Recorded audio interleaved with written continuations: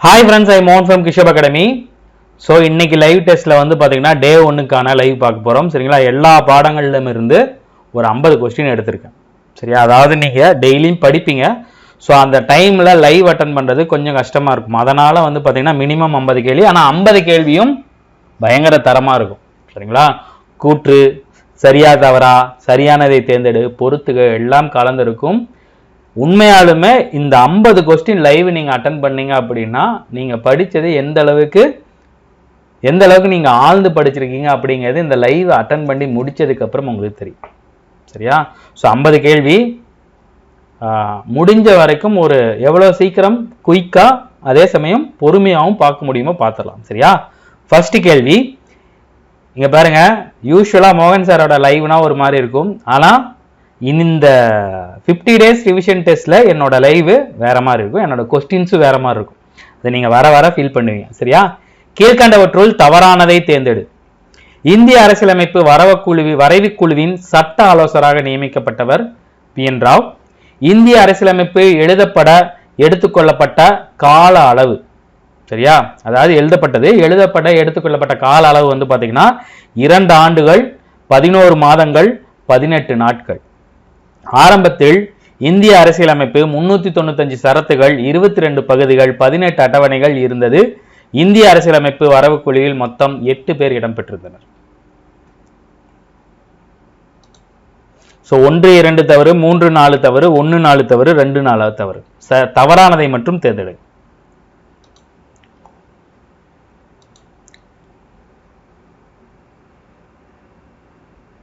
Very good. 3, 4 தவறு. யாரெல்லாம் வந்து பாத்தீங்கன்னா சில பேர் 1, 3 தவறுன்னு போட்டிருக்கீங்க. ஆக்சுவலா இதுல என்ன தவறு அப்படின்னு வந்து சொல்லிடுறேன். சரியா? சோ சட்ட ஆலோசகராக நியமிக்கப்பட்டவர் PN ராவ் தான். சரியா? சோ 2 ஆண்டுகள் 11 மாதங்கள் 18 நாட்கள் எடுத்துக்கொள்ளப்பட்டது. இந்திய அரசியலமைப்பு எழுதப்பட்டு நடைமுறைக்கு வந்த போது இருந்தது வந்து பாத்தீங்கன்னா 395 சரத்துகள் 22 பகுதிகள். ஆனா 8 அட்டவணைகள் தான் இருந்துச்சு. சரியா? சோ 18ங்கிறது தவறு. வரைவு குழுல மொத்தம் தலைவரோட சேர்த்து 7 பேர் இருப்பாங்க. எத்தனை பேர் இருப்பாங்க? 7 பேர் இருப்பாங்க. அம்பேத்கர் சேர்மனு, அல்லாடி கிருஷ்ணசாமி ஐயர், கோபால்சாமி ஐயங்கார், KM முன்ஷி, முகமது சாதுல்லா, சரியா, PL மிட்டர், TT கிருஷ்ணமாச்சாரின்னு ஒருத்தருக்கு ரீப்ளேஸ் பண்ணிருப்பாங்க. அடுத்து வந்து பாத்தீங்கன்னா TP கைத்தான். சரியா? அதாவது கிருஷ்ணமாச்சாரி இருப்பாரு, PL மிட்டருக்கு ரீப்ளேஸ் பண்ணிருப்பாங்க. அதுக்கப்புறம் மாதவராக கைத்தானுக்கு ரிப்ளேஸ் பண்ணிருப்பாரு. ஆனா நீங்க 12th புக்ல பார்க்கும்போது அந்த போட்டோல 8 பேர் இருப்பாங்க. ஆனா ஆக்சுவலா எத்தனை பேர்? 7 பேர் தான். சரியா? சோ சட்ட ஆலோசகர் இதெல்லாம் கேள்வி கேட்டிருக்காங்க. வரைவு குழுவின் தலைவர் யாருன்னு வந்து பாத்தீங்கன்னா அம்பேத்கர். ஆனா சட்ட ஆலோசகராக அதிகாரப்பூர்வமாக நியமிக்கப்பட்டவர் PN ராவ். சரியா? அடுத்து பொறுத்துக. பிரிட்டன் முகப்புறையில் சுதந்திரம், சமத்துவம், சகோதரத்துவம். கனடா, அதாவது நம்ம அரசியலமைப்பில் இருக்கிறது எங்கெங்க எடுத்திருக்காங்க அப்படிங்கறத பொறுத்துக்க. ஒரு 2 நிமிஷம் டைம் தரேன், பொறுமையா பண்ணுங்க. ரொம்ப முக்கியங்க. 12th புக்ல கொடுத்திருப்பாங்க.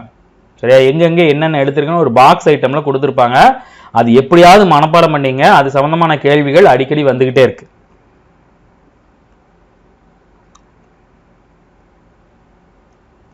வெரி குட்,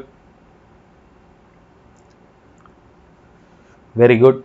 ஃபர்ஸ்ட்ல இருந்து பார்த்துருவோமா? சோ பிரிட்டன் ஒற்றை குடியுரிமை. நம்ம நாடு எத்தனை குடியுரிமை குடித்திருக்குது? மாநிலம், மாகாணம் எல்லாத்தையும் சேர்த்து இந்தியர்களுக்கு ஒற்றை குடியுரிமை. அது எங்க இருந்து எடுத்திருக்காங்கன்னா பிரிட்டன்ல இருந்து எடுத்திருக்காங்க. கனடா, சோ மத்திய அரசால் மாநில ஆளுநர் நியமனம் வந்து பாத்தீங்கன்னா கனடாவில இருந்து எடுத்திருக்காங்க. பொது தேர்வாணையங்கள் வந்து பாத்தீங்கன்னா 1935 நம்மளோட அதிகபட்ச சரத்துகள் எங்க இருந்து எடுத்திருக்குன்னா 1935 சட்டப்பிரிவுல இருந்து தான் எடுத்திருக்கு. சரி, 1935 சட்டப்பிரிவு ஒரு எழுதப்பட்ட அரசியலமைப்பு. அதுல இருந்து எடுத்ததுனால தான் நம்ம எழுதப்பட்டதாக இருக்கு. அது மட்டும் இல்லாம இந்த அரசாங்கத்தின் இந்த நம்மளோட அரசியலமைப்பு வந்து கடன் வாங்கிய மூட்டை, ஒட்டு, பூச்சி வேலையெல்லாம் கிண்டல் பண்ணியிருப்பாங்க. அதுக்கெல்லாம் வந்து பாத்தீங்கன்னா அம்பேத்கர் வந்து அதிக அழகா பதில் சொல்லியிருப்பார். சரியா? அடுத்து மாநிலங்களவை உறுப்பினர் தேர்வு. இது கனடா. சரி, இது தென்னாப்பிரிக்கா மாநிலங்களவை உறுப்பினர் தேர்வு தென்னாப்பிரிக்கா. பிரான்ஸோட அந்த புரட்சியிலிருந்து தான் நமக்கு முகப்புறையில் சுதந்திரம், சமத்துவம், சகோதரத்துவம் அப்படிங்கிற இது இடம்பெற்றிருக்கும். சரியா? சோ இதற்கான ஆன்சர் வந்து பாத்தீங்கன்னா நீங்க போட்ட ஏ வந்து கரெக்ட் தான். சரியா? அது ரொம்ப முக்கியமான கொஸ்டின், அதுல இருக்கிற எல்லாத்தையும் படிச்சு வச்சுக்கீங்க. ஸோ அதனால தான் அந்த கொஸ்டின் எடுத்திருக்கு. சரியா? அடுத்த கேள்வி, அரசியலமைப்பின் பிரிவு 28 எந்த வகையான கல்வியை அரசு உதவி பெறும் கல்வி நிறுவனங்களில் தடை செய்துள்ளது? சரியா? சமயம் மற்றும் சுதந்திரம் வருதா? அதுல 28ல எந்த வகையான கல்வியை அரசு உதவி பெறும் கல்வி நிறுவனங்களில் தடை செய்தது? அதாவது நீங்க ஒரு முதல்ல இதுக்கான ஆன்சர் சொல்லிடுங்க. Very good. ஆப்ஷன் ஏ சமய போதனைகள். சரியா? கேள்வி எப்படி வேணாலும் கேட்கலாம். கேள்வி வந்து பாத்தீங்கன்னா இப்படி கேட்கறாங்கன்னு வச்சுங்களேன், அதாவது நீங்கள் ஒரு அரசு உதவி பெறும் ஒரு ஒரு ஒரு இந்து இல்லது முஸ்லீம் எதுலையாவது ஒரு காலேஜில் படிக்கிறீங்க அப்படின்னா, இப்போ நீங்கள் ஒரு முஸ்லீம் காலேஜில் படிக்கிறீங்கன்னா நீங்கள் இந்துவா இருக்கிறீங்க, அவங்க வந்து பார்த்தீங்கன்னா இந்த தொழுகிறதுக்கான டைம் ஒதுக்குறாங்க. அப்போ நீங்கள் ஒரு இந்துவா இருக்கீங்க, நீங்கள் போக மாட்டீங்க அப்படின்னா உங்களை வந்து யாருமே கட்டாயப்படுத்தக்கூடாது. ஸோ அதான் சமய போதனைகளில் நீங்கள் இருக்கலாம், இல்லாமல் போகலாம். சரியா? அது உங்களோட தனிப்பட்ட உரிமை. நீங்கள் இருந்ததான் ஆகணும்னு கட்டாயப்படுத்துறது வந்து பார்த்தீங்கன்னா அடிப்படை உரிமைக்கு எதிரானது. அது 28ல் வரும். கேள்வி இப்படின்னு ட்விஸ்ட் பண்ணி கேட்பாங்க. சரியா? அடுத்து 4வது கேள்வி, கூற்று காரணம். இந்தியாவில் அடிப்படை உரிமைகள் முழுமையானவை, நாட்டின் பாதுகாப்பு தேவை கருத்தில் கொண்டு உகந்த தடைகள் விதிக்கப்படலாம். மறுபடியும் சொல்றேன், கூற்று இந்தியாவில் அடிப்படை உரிமைகள் முழுமையானவை, காரணம் நாட்டின் பாதுகாப்பு தேவை கருத்தில் கொண்டு உகந்த தடைகள் விதிக்கப்படலாம். Very good. யார் பி போட்டீங்க? Very good, super. தப்பு. சரியா? ஸோ அதற்கான ஆன்சர் வந்து பார்த்தீங்கன்னா கூற்று தவறு, காரணம் சரி. இந்தியாவில் அடிப்படை உரிமைகள் முழுமையானவை அல்ல. ஏன் அப்படின்னா நம்மளோட பாதுகாப்பு தேவை, ஒரு உள்நாட்டு அச்சுறுத்தல் இல்லது வெளிப்புற அவசர நிலை அல்லது தேசிய நெருக்கடி நிலை அல்லது மாநில நெருக்கடி நிலை, இதில் ஏதாவது வரும்போது உங்களோட அடிப்படை உரிமைகள் நிறுத்தி வைக்கப்படும். ஸோ அதனால நம்மளோட இந்தியாவில் அடிப்படை உரிமைகள் முழுமையானவை அல்ல. சில அடிப்படை உரிமைகள் மட்டும்தான் எந்த சூழ்நிலையும் தடை செய்ய முடியாது. ஆனா மேக்சிமம் நம்பர் ஆஃப் முக்கியமான அடிப்படை உரிமைகளை அவங்க தடை செஞ்சிருவாங்க. சரி, அதனாலதான் இந்தியாவில் அடிப்படை உரிமைகள் முழுமையானவை அல்ல. சரியா? அடுத்து 5வது, ஜம்மு காஷ்மீர் பற்றிய கூற்றுகளில் தவறானதை தேர்ந்தெடு. பிரிவு 370 ஜம்மு காஷ்மீரின் சிறப்பு தன்னாட்சி பகுதியை வழங்குவது. இந்திய அரசு ஆகஸ்ட் 15, 2019ஆம் ஆண்டு ஜம்மு காஷ்மீர் வழங்கப்பட்ட சிறப்பு தகுதியை ரத்து செய்தது. பிரிவு 370ஐ அம்பேத்கர் எழுத மறுத்தார். பிரிவு 370ஐ எழுதியவர் கோபால்சாமி. ஆக்சுவலா நிறைய கேள்விகள்ல ஜம்மு காஷ்மீரோட சிறப்பு தன்னாட்சி, சிறப்பு பகுதி, சிறப்பு உரிமை அப்படிங்கிறது 370 கொடுத்திருப்பாங்க. அத திரு பிரதமர் மோடி அவர்கள் ரொம்ப தைரியமா அந்த 370 கேன்சல் பண்ணாங்க. சரியா? இதுல இருந்து சொல்லுங்க. Very good, very good, very good. 2 மட்டும் தவறு. ஏன் அப்படின்னா அதை கேன்சல் பண்ணது வந்து பாத்தீங்கன்னா ஆகஸ்ட் 5. இப்ப பாருங்க, பகல்காம் அட்டாக் நடந்திருக்கு. சரியா? ஜம்மு காஷ்மீரோட அந்த முக்கியமான ஜம்மு காஷ்மீரின் சொர்க்கம் என்று அழைக்கக்கூடிய பகுதியில் நடந்திருக்கு. ஸோ அதனால அது சம்பந்தமான ஏதாவது ஒரு கேள்வி வரலாம். சரியா? ஸோ ஆகஸ்ட் 5, ஆகஸ்ட் 15 கொடுத்தது வந்து பார்த்தீங்கன்னா தவறு. சரியா? ஸோ அடுத்த கேள்வி பார்ப்போம். இதுல சில புத்தகங்கள் வந்து பார்த்தீங்கன்னா இந்த 2 இதுவும் இருக்காது. 12th புக்ல சில இதில் வந்து பார்த்தீங்கன்னா இந்த 2 பிரிவும் இருக்காது. அதுக்காக தான் கொடுத்துருக்கேன். ஆக்சுவலாக ஆர்டிகல் 370 நான் எழுத மாட்டேன் அப்படின்னு அம்பேத்கர் சொல்லிடுவார். ஸோ 370 எழுதியவர் யாருன்னு வந்து பார்த்தீங்கன்னா கோபால்சாமி. சரியா? இதை பார்த்து வச்சுக்கோங்க, முக்கியமான தகவல். பொறுத்துக. பிரிவு 125, பிரிவு 333, பிரிவு 79, பிரிவு 40. பொறுமையா பொறுத்துங்க, எல்லாமே ரொம்ப முக்கியமான பிரிவுகள், 12th புக்ல இருக்கும்.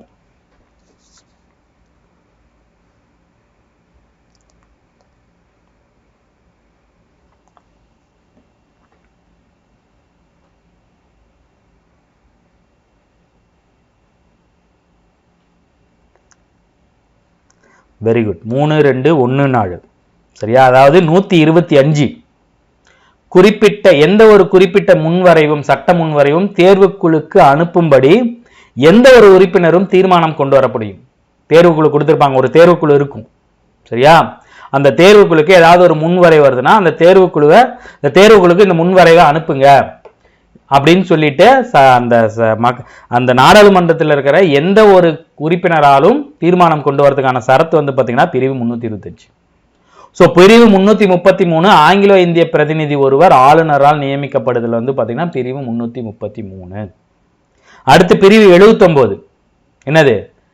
இந்திய ஒன்றிய நாடாளுமன்றம்னா குடியரசுத் தலைவர், மக்களவை, மாநிலங்களவை அப்படின்னு சொல்லக்கூடியது எதுன்னு வந்து பார்த்தீங்கன்னா பிரிவு 79.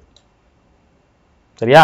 பிரிவு 40 வந்து பார்த்தீங்கன்னா கிராம பஞ்சாயத்து அமைப்புகள் உருவாக்க நடவடிக்கை அந்தந்த மாநில அரசுகள் எடுக்கணும், இந்திய அரசு எடுக்கணும் அப்படின்னு சொல்லக்கூடிய பிரிவு வந்து பார்த்தீங்கன்னா பிரிவு 40.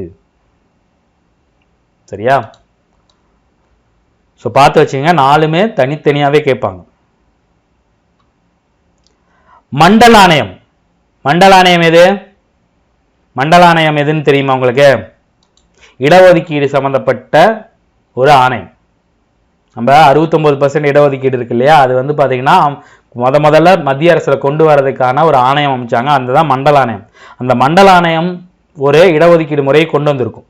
அதோட வழக்குல உச்ச நீதிமன்றம் இடஒதுக்கீடு சரி அப்படின்னு சொல்லி தீர்ப்பு வழங்கியிருக்கும். அது எந்த வருஷம்? Very good. மண்டல ஆணையம்னாவே 1992. மண்டல ஆணையத்துக்கு முன்னாடியே முதல்ல பிற்படுத்தப்பட்ட ஒரு ஆணையம் ஒன்று அமைச்சிருப்பாங்க. ஸோ அதுவும் இடஒதுக்கீடு சம்பந்தப்பட்டதுதான். அது வந்து பார்த்தீங்கன்னா காக்கா கலேல்கர் ஆணையம் 1953. சில இடங்கள்ல அது கொடுக்கல.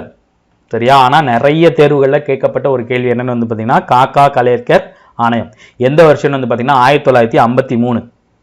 சரியா? இது 55ல் சமைச்சிருப்பாங்க, அதோட அறிக்கையை சமர்ப்பிப்பாங்க. 1961 கேன்சல் பண்ணியிருப்பாங்க. அதுக்கப்புறம் தான் மண்டல ஆணையத்தை வந்து பார்த்தீங்கன்னா நிறுவியிருப்பாங்க. சரியா? ஸோ அதற்கு முன்னாடியே நிறுவப்பட்ட ஆணையம் எதுனா காக்கா கலேல்கர். ஸோ அடுத்து எம்ஜி ராமச்சந்திரன் தொடர்பான செய்திகளில் தவறானதை தேர்ந்தெடு. எம்ஜிஆர். சரியா? வருவாய் நிர்வாகத்துறையில் குறிப்பிடத்தக்க மாற்றங்கள் கொண்டு வரப்பட்டன. வாரிசு அடிப்படையிலான கிராம நிர்வாக அலுவலர் போஸ்டிங் ஒன்று இருக்கும். அதோட பேர் வந்து பார்த்தீங்கன்னா கர்ணம் அப்படிங்கிற பதவிக்கு அவர் தான் முடிவு கட்டினாரு.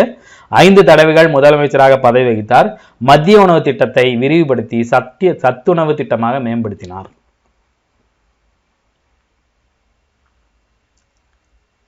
Very good. ஸோ எம்ஜிஆர் அவர்கள் வந்து பார்த்தீங்கன்னா 1977 87 வரைக்கும் 2 ஆட்சிகள் 10 வருஷம் அவர் இருந்தார். அவர் இருந்த வரைக்கும் யாராலையும் ஒன்றும் பண்ண முடியல.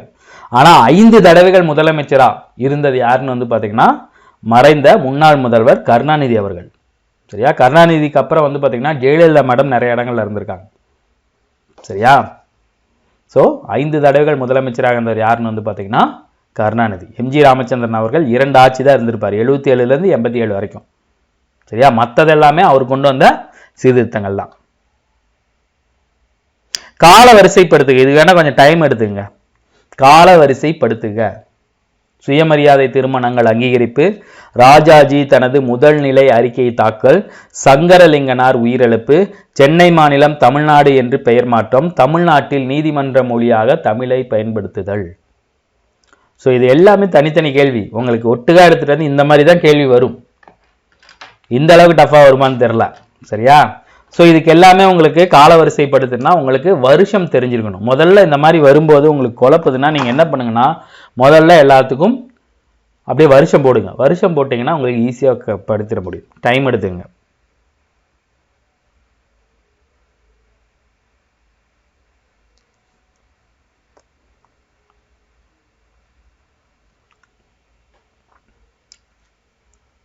ஸோ முதல்ல நம்ம டைம் போடுவோமா?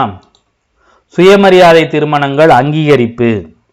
ஸோ 1967 அங்கீகரிச்சிருப்பார். சரியா?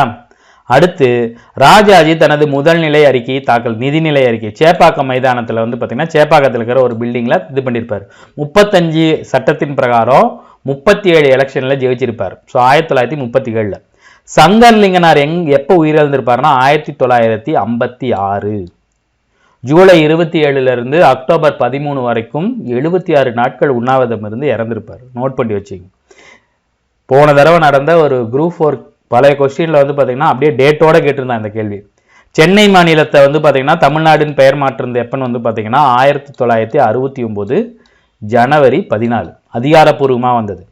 தமிழ்நாட்டில் நீதிமன்ற மொழியாக வந்தது எப்பன்னு வந்து பயன்படுத்தலாங்கிற விவாதம் எப்போ வந்துச்சுன்னா ஆகஸ்ட் 1 2014. இப்படி போட்டுங்க. இப்போ உங்களுக்கு தெரியும் இருக்கலையே அது 2. ஸோ 2 ஆப்ஷன்ல எங்க இருக்கு? 2 இடத்துல இருக்கு. சரி, அடுத்து வந்து பாத்தீங்கன்னா 37க்கு அப்புறம் 56 3 எங்க இருக்கு? 2 இடத்துல இருக்கு. ஸோ இது 2 வராது. இது 2ல. அடுத்து என்னது? 56க்கு அப்புறம் 67 யார் கொண்டு வந்திருப்பா? அண்ணா கொண்டு வந்திருப்பார். ஸோ 1. சரியா? நீதிமன்ற அடுத்து வந்து பாத்தீங்கன்னா 4வது சென்னை மாநிலம் தமிழ்நாடு என்று பெயர் மாற்றத்தை வரலாற்று சிறப்பு மிக்க ஒரு விஷயத்தை பண்ணது யாருன்னு வந்து பாத்தீங்கன்னா அண்ணா. அதை அனௌன்ஸ் பண்ணி வந்து பாத்தீங்கன்னா தீர்மானம் நிறைவேற்றினது வேற நாள். சரியா? அது எப்பன்னு வந்து பாத்தீங்கன்னா ஸோ அதுவும் தெரிஞ்சு வச்சுக்கோங்க. தமிழ்நாடு நாள் அப்படின்னு கொண்டாடுவாங்க.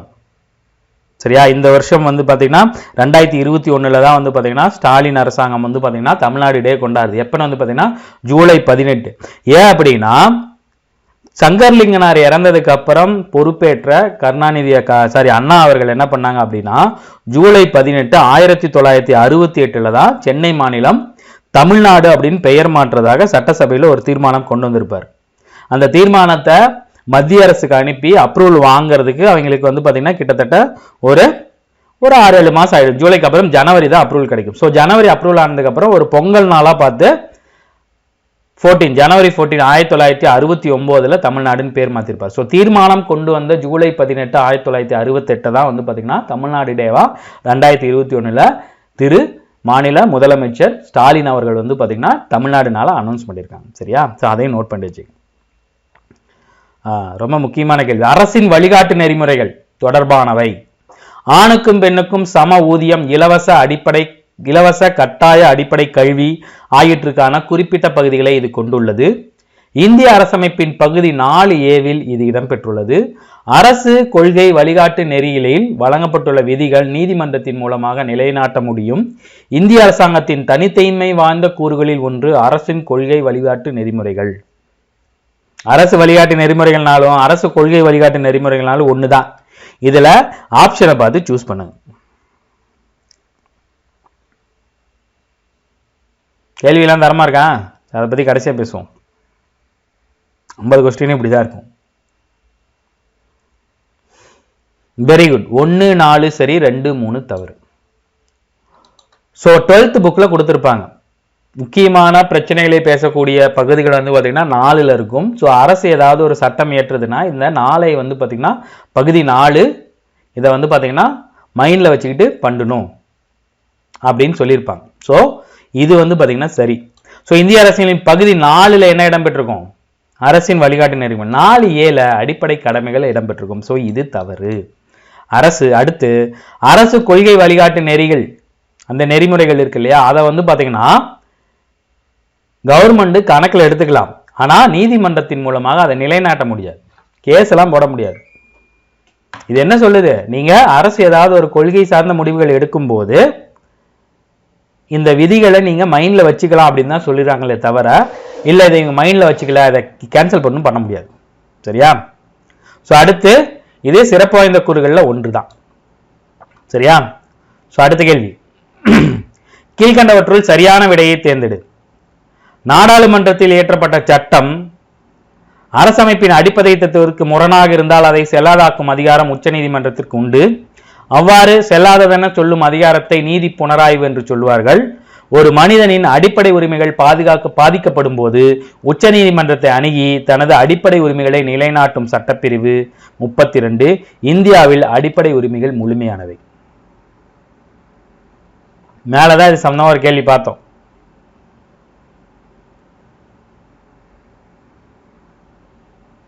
Very good. Very good. பொறுமையா போடுங்க. பாத்தீங்களா, தப்பு பண்ணாதீங்க. இந்த மாதிரி எல்லாம் கூற்றுகள் வரும்போது நீங்க பொறுமையா போடணும். ஸோ ஆப்ஷன் வந்து பாத்தீங்கன்னா ஆப்ஷன் சி ரைட்டு. 1 3 சரி, 2 4 தவறு. 1 என்னது? ஸோ அரசமைப்புக்கு, அடிப்படை அரசமைப்புக்கு எதிராக இருந்துச்சு அப்படின்னா அதை செல்லாதாக்க அதிகாரம் ஆச்சும் உச்ச நீதிமன்றத்துக்கு உண்டு. அவ்வாறு செல்லாதது என சொல்லும் இதை வந்து பாத்தீங்கன்னா நீதி சீராய்வுன்னு சொல்லுவாங்க. சரியா?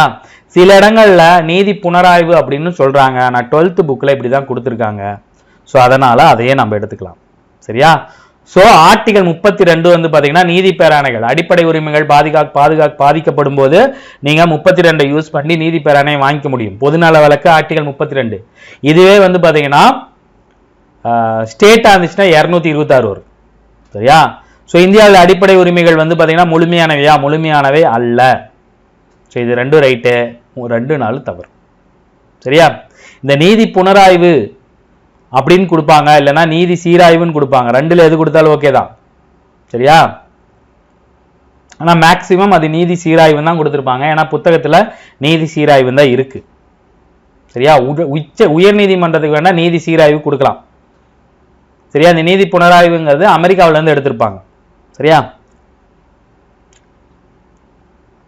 அரசியலமைப்பு திருத்தங்களில் பொது வாக்கெடுப்புக்கு நடைமுறையில் உள்ள நாடு. ஒரு அரசியலமைப்பு திருத்தம் கொண்டு வராங்க அப்படின்னா சட்டமன்றத்து மூலமா கொண்டு வருவாங்க. சிலது வந்து பாத்தீங்கன்னா மாநில அரசோட இதுக்கெல்லாம் விடுவாங்க, சிலது பொதுமக்கள் வாக்கெடுப்பு விடுவாங்க. ஆனா எந்த அரசியலமைப்பு சட்டம் இதுவரைக்கும் இந்தியாவில் பொது வாக்கெடுப்புக்கு விட்டதில்லை. அந்த பொது வாக்கெடுப்பு இன்ன வரைக்கும் நடைமுறையில் இருக்கிற நாடு இது. Very good. சுவிட்சர்லாந்து. மக்கள் தொகை கம்மி, பண்ண முடியாங்க. நம்ம இதுல கஷ்டம். தவறானதை தேர்ந்தெடு. 4ல் 1 தவறு. எதுன்னு தேர்ந்தெடுங்க. இந்திய அரசமைப்பு அதிகமான இருக்குத்தன்மை கொண்டதில்லை, அதிக நெகிழ்வுத்தன்மையும் கொண்டதில்லை. இந்திய அரசமைப்பு அதிகாரங்களை சட்டமன்றம், நிர்வாகம், நீதித்துறை போன்ற நிறுவனங்களுக்கிடையே செங்குத்தாக பகிர்ந்து வழங்குகிறது. நமது இந்திய அரசியலமைப்பில் அதிகாரங்கள் ஒரு நபரிடமோ ஒரு நிறுவனத்திடமோ குவிக்கப்படுவது இல்லை. பல அமைப்புகளுடன் பகிர்ந்து கொள்ளும் வகையில் பிரித்து வழங்கப்பட்டு சமநிலைப்படுத்தும் முறை பின்பற்றப்படுகிறது. இந்திய அரசமைப்பை பத்தி கொடுத்திருக்காங்க. நல்லா படிச்சு பார்த்து தவறானதை சொல்லுங்க. நல்லா படிச்சு பாருங்க. 1க்கு 2 தடவை படிச்சு பாருங்க. இந்த மாதிரி கேள்வி வரும். ஏதாவது 4 கூற்றுல 1 தவறா கொடுத்திருப்பாங்க. அதை தான் நம்ம ஏபிசின்னு போடணும். Very good. Super super. பாத்தீங்களா? சோ தவறானது ஆப்ஷன் பி.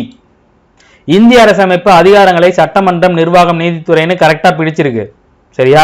இப்ப இப்படி செங்குத்தா பிரிச்சிருக்காங்கன்னு வச்சுங்களேன், இப்படி பிரிச்சிருக்காங்கன்னு வச்சுங்களேன், ஒருத்தருக்கு அதிகாரம் அதிகமா இருக்கும், ஒருத்தருக்கு கம்மியா இருக்கும், ஒருத்தருக்கு இன்னும் ரொம்ப அதிகமா இருக்கலாம். ஆனா எப்படி பிரிச்சிருக்காங்க? கிடைமட்டமாக பிரிச்சிருக்காங்க. இது சட்டமன்றம், இது நிர்வாகம், இது நீதித்துறை. இப்படிதான், இதுதான் கிடைமட்டமாக பிரிக்கப்பட்டிருக்குது. சரியா? இங்க செங்குத்துன்னு கொடுத்திருக்காங்க, அதுதான் தவறு. சரியா? தவறானது ஆப்ஷன் பி. சோ நமது இந்திய அரசமைப்பில் அதிகாரங்கள் மத்திய அரசு கிட்ட இருக்கு, மாநில அரசு கிட்ட. மாநில அரசோட கை ஓங்கி இருந்தாலும் ஒருத்தர்கிட்ட நம்ம குவிக்கல. எல்லாத்தையும் யூஸ் பண்ண முடியாது. இப்ப திடீர்னு ஏதாவது ஒரு சட்ட திருத்தம் கொண்டு வராங்க, அது அரசமைப்புக்கு முரணாதுன்னா நாடாளுமன்றமே பிரதமரே கொண்டு வந்தாலும் அதை செல்லாதாக்கக்கூடிய அதிகாரம் உச்சநீதிமன்றத்துக்கு உண்டு. சரியா? கால வரிசைப்படுத்துக. இது தனித்தனியா கொடுக்காம உங்களுக்கு ஒட்டுக்கா கொடுத்துட்டேன். சரியா? இது எல்லாமே வந்து பாத்தீங்கன்னா குழுக்கள். கால வரிசைப்படுத்துங்க. ஸோ கால வரிசைப்படுத்துக்கு ஈஸியான மெத்தட் என்ன? முதல்ல எழுதிக்கணும். சரியா? ஸோ ராஜமன்னார் குழு 1960 சம்திங் 9ன்னு நினைக்கிறேன். ஆமா 69. சர்க்காரியா இது 1983. ஸோ அடுத்து தேசிய சீராய்வு ஆணையம் எம்என் வெங்கடசெல்லையா, இது வந்து பார்த்தீங்கன்னா 2000 கொடுத்துருப்பாங்க. பூஞ்சி குழு வந்து பார்த்தீங்கன்னா 2007. ஸோ இது பார்த்தீங்கன்னா 1 2 3. ஸோ வரிசையாக கரெக்டாக தான் இருக்குது. ஸோ நீங்கள் போட்ட ஆப்ஷன் கரெக்டு தான். ஆப்ஷன் 1 2 3 4. நிறைய இடங்கள்ல வந்து பார்த்தீங்கன்னா 1 3 1 2 3 4 4 3 2 1லாம் கொடுப்பாங்க. அப்படி வராது அப்படின்னு நினச்சிக்காதீங்க, வரலாம். டவுட் இருக்கும்போது இந்த மாதிரி போட்டு பார்த்து தான் நீங்கள் கொடுக்கணும். சரியா? ஸோ அடுத்து கீழ்கண்டவற்றுள் தவறானதை தேர்ந்தெடு. இந்திய அரசியலமைப்பு சட்டம் பகுதி 4 12 35 வரை சட்டப்பிரிவுகள் அடிப்படை உரிமைகள் பற்றி கூறுகின்றன. அடிப்படை கடமைகள் அமெரிக்க ஐக்கிய நாடுகள் அரசியலமைப்பின் தாக்கத்தால் உருவானது. பகுதி 3 இந்தியாவின் மகாசாசனம் என்று அழைக்கப்படுகிறது. ஆரம்பத்தில் இந்திய அரசியலமைப்பு 7 அடிப்படை உரிமைகளை இந்திய மக்களுக்கு வழங்கியது.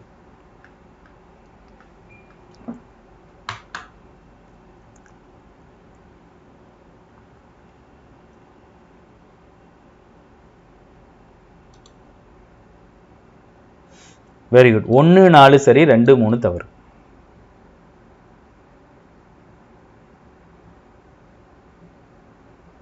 சரி, 3 4 சரி, 1 2 தவறு. ஸோ அடிப்படை உரிமைகள் சட்டப்பகுதி பகுதி 3 அடிப்படை கடமைகள்னாவே ரஷ்யா அல்லது சோவியத் யூனியன் ரஷ்யா. ஸோ 3வது மேக்னா கார்ட்டான்னு சொல்லுவாங்க. 7 அடிப்படை உரிமைகளை சொத்துரிமையை நீக்கிட்டாங்க. பகுதி 300A 31A இருந்து 300A வச்சுட்டாங்க. அதை நிறைய இடங்கள்ல பார்த்திருப்பீங்க. சரியா? கீழ்கண்டவற்றுள் சரியானதை தேர்ந்தெடு. நாடாளுமன்றத்தால் மட்டுமே அரசியலமைப்பு சட்ட திருத்தத்தை கொண்டு வர முடியும். அரசியலமைப்பின் பகுதி 20 368 சட்டப்பிரிவு 3 வகைகளில் அரசியலமைப்பு சட்ட திருத்தங்களை வழிவகை செய்கிறது. அரசியலமைப்பின் சில சட்ட திருத்தங்கள் மாநில சட்டமன்றத்தால் கொண்டு வர முடியும். குடியுரிமை சட்டம் இதுவரை 7 முறை திருத்தப்பட்டுள்ளது.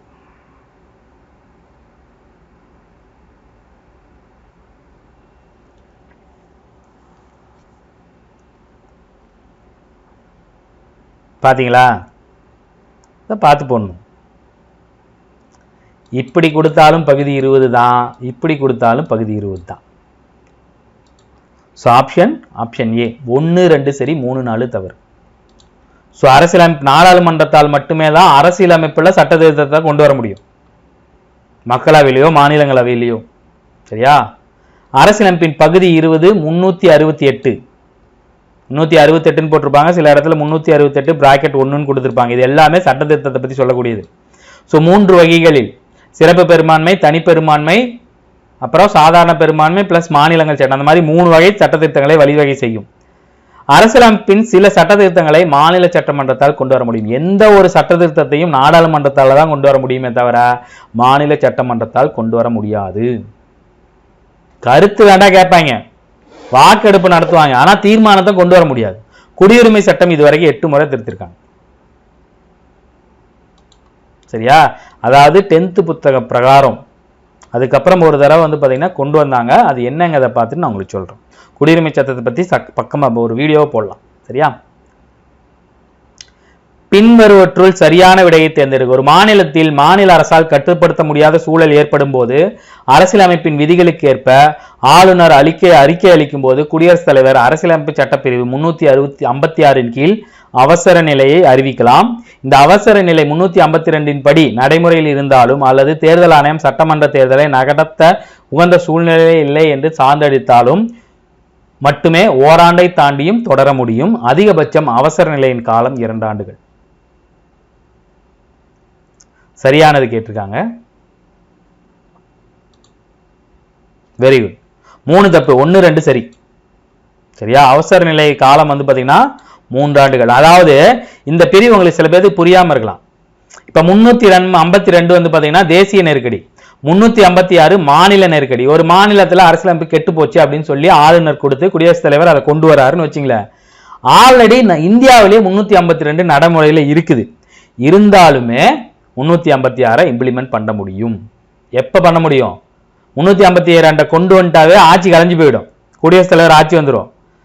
அப்ப பாத்தீங்கன்னா குடியரசுத் தலைவர் ஆட்சி வந்ததுக்கு அப்புறம் நீங்க பாத்தீங்கன்னா என்ன பண்ணணும்? சீக்கிரமா தேர்தல் நடத்தி 56 தூக்கிட்டு புது அரசை கொண்டு வரணும்.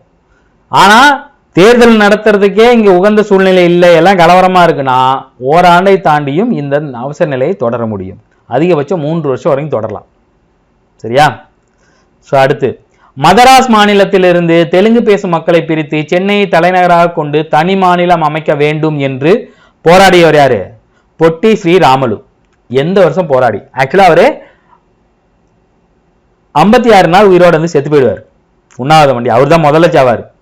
ஸோ அதனாலதான் பாத்தீங்கன்னா மாநில மறுசீரமைப்பு கொண்டு வரதுக்கு முன்னாடியே ஆந்திர மாநிலத்தை பிரிச்சிருப்பாங்க. சரியா? இவர் இறந்ததுக்கு அப்புறம் தான் சங்கரலிங்கனாருக்கு இப்படி ஒரு ஐடியா வரும், நாமளும் இந்த மாதிரி போராடலான்னு. என்ன வருஷம் இவர் செத்து போயிருப்பார்?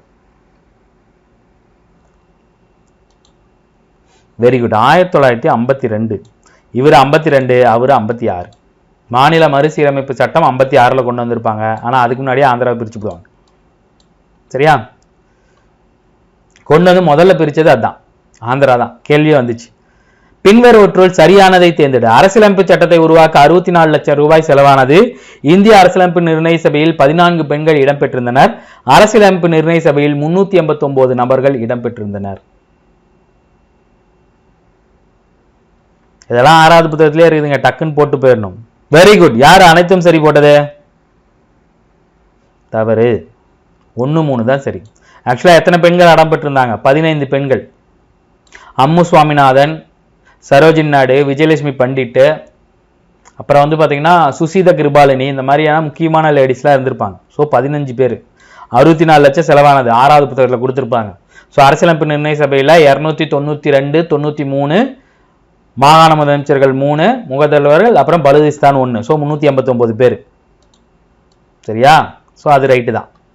ஸோ பின்வருவற்றுள் சரியான விடையை தேர்ந்தெடு. முதலாவது மொழிக்குழு 1955ஆம் ஆண்டு நியமிக்கப்பட்டது. இது தனது அறிக்கையை 1956இல் சமர்ப்பித்தது. இவ்வறிக்கையின் தொடர்ச்சியாக நாடாளுமன்றம் 1963ஆம் ஆண்டில் அலுவலக மொழி சட்டம் இயற்றியது. இச்சட்டம் இந்தியுடன் ஆங்கிலம் 15 ஆண்டுகளுக்கு பிறகும் கூட தனது பயன்பாட்டை தொடரலாம் என்று அறிவித்தது. 1969ஆம் ஆண்டு அலுவலக மொழிகள் திருத்தச் சட்டம் அலுவலக மொழியாக ஆங்கிலம் காலவரையின்றி தொடரலாம் என்று அறிவித்தது. சரியானதை தேர்ந்தெடுங்க. Very good. யார் அனைத்தும் சரி போட்டது? தவறு. சரியா? 1, 2 தான் சரி. அலுவலகத்து மொழிகள் திருத்த சட்டம் 1967 வந்துச்சு. 69 தவறு. சரியா? குடியுரிமை சட்டம் தொடர்பான தவறானதை தேர்ந்தெடு. குடியுரிமைகள் 5 வழிகளில் பெறவும் 3 வழிகளில் இழக்கவும் முடியும். 2004ஆம் ஆண்டு இந்திய அரசியலமைப்பின்படி காமன்வெல்த் குடியுரிமை நீக்கப்பட்டது. இந்திய அரசியலமைப்பின் பாகம் 2 பிரிவு 5லிருந்து 11 வரை குடியுரிமை பற்றி விளக்குகிறது. இந்திய குடியுரிமை சட்டம் 1955இல் இயற்றப்பட்டது. தவறானது. தவறானது எது?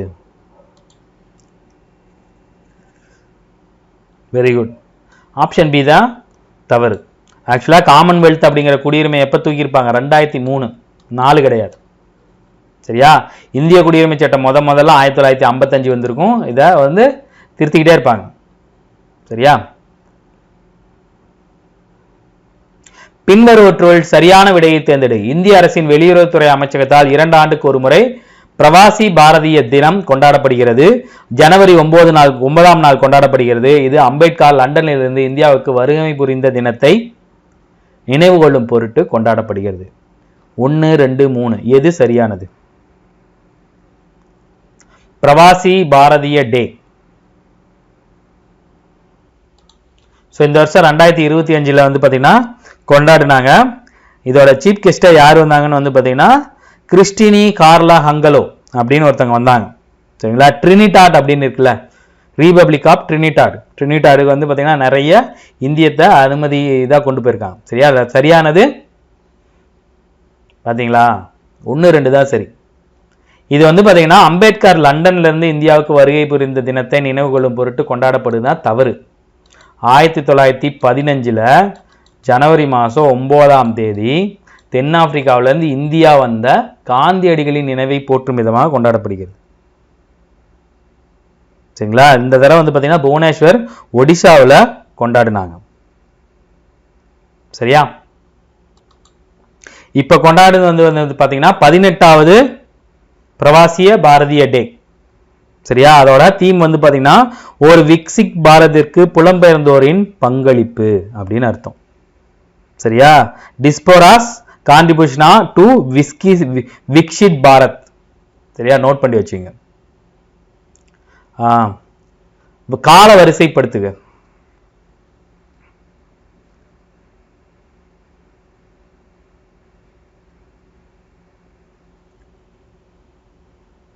செம்மொழியா அறிவிக்கப்பட்டாங்கல்ல, அதோட டேட்டு டக்குன்னு பண்ணிடணும்ல.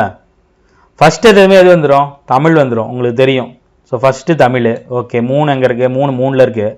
சரி, அடுத்து வந்து பார்த்தீங்கன்னா சமஸ்கிருதம். சமஸ்கிருதம் 2ல் 1, ஸோ 2 வந்துடுது. அப்போ இது 2 வராது. அதுக்கப்புறம் என்ன வரும்? ஸோ அதுக்கப்புறம் தெலுங்கு. சரியா, அதுக்கப்புறம் ஒடியா. 2004, 2005, 2008, 2014. ஸோ 3, 1, 4, 2. சரியா, 3, 1, 4, 2. இதெல்லாம் ஈஸியான கேள்வி. இதெல்லாம் உங்களுக்கு எப்படி இருக்கணும், பிங்கர் டிப்ஸில் இருக்கணும். சரியா, அடுத்த கேள்வி பார்ப்போம். 24 கேள்விக்கே அரை மணி நேரத்துக்கு மேலே ஆகிப்போச்சு. 24வது கேள்வி.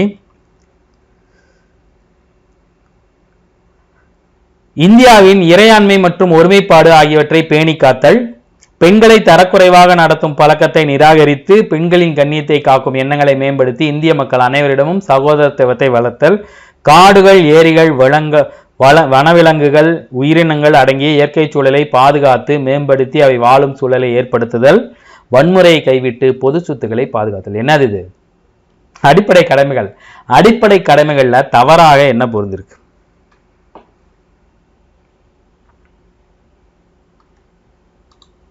சார் இது என்ன சார் இப்படி இருக்கு அப்படின்னா, இந்த மாதிரி தான் அடிப்படை கடமைகள் கேட்பாங்க.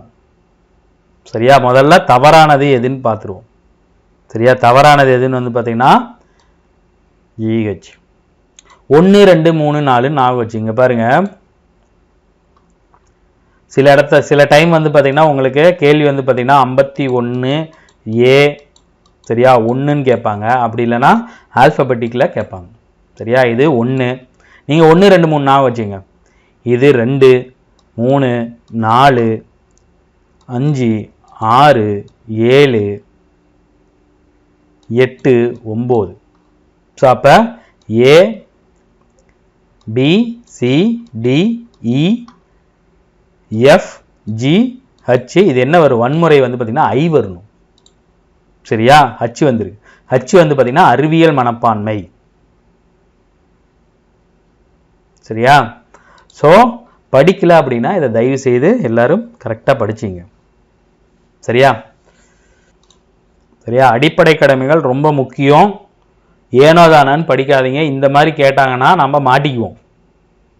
புரியுதா? இதில் எது அடிப்படை கடமைகள்? அடிப்படை கடமைகள் எப்போ வந்துச்சு, எந்த கமிட்டி மூலமாக வந்துச்சு, எந்த வருஷம் வந்துச்சு, எதுலேருந்து எடுத்தாங்க, எத்தனை இருக்குது, கடைசியாக எத்தனை சேர்த்துனாங்க அப்படிங்கிறது எல்லாத்தையும் நீங்கள் போட்டுருவீங்க. சுரன் சிங் கமிட்டி வந்துச்சு 76, 46, 72 சட்டத்திருத்த 42, 76 சட்டத்திருத்த பிரகாரம் வந்துச்சு. ரஷ்யாவிலேருந்து எடுத்தாங்க, 11வது கடமையை சேர்த்துனாங்க, எல்லாம் போட்டுருவீங்க. இந்த மாதிரி கேட்டாங்கன்னா மாட்டிப்பீங்க. தயவு செய்து அதை படிச்சு வச்சிருங்க. சரியா, ஸோ அடுத்து கீழ்கண்டவற்றுள் சரியான விடையை தேர்ந்தெடு. 2002ஆம் ஆண்டு 86வது அரசியலமைப்பு திருத்த சட்டம் பிரிவு 45 திருத்தப்பட்டு 21A கீழ் சேர்க்கப்பட்டது. 1976ஆம் ஆண்டு 48வது சட்ட திருத்தம் மானியப்பட்டிலிருந்து 5 துறைகளை பொதுப்பட்டியலுக்கு மாற்றியது. பகுதி 12 சட்டப்பிரிவு 268 293 வரை நிதி சார்ந்த உறவுகளை பற்றி விளக்குகிறது. நிதிக்குழுவுக்கான சரத்து 280, பிரிவு 280. கரெக்டான்னு சொல்லுங்க. இதுல எது சரி எது தவறு? 1, 2, 3 சரி 4 தவறு, 2, 3, 4 சரி 1 தவறு, 1, 3, 4 சரி 2 தவறு, 1, 2, 4, 3 தவறு. ஒன்னே ஒன்று தான் தவறு. எது?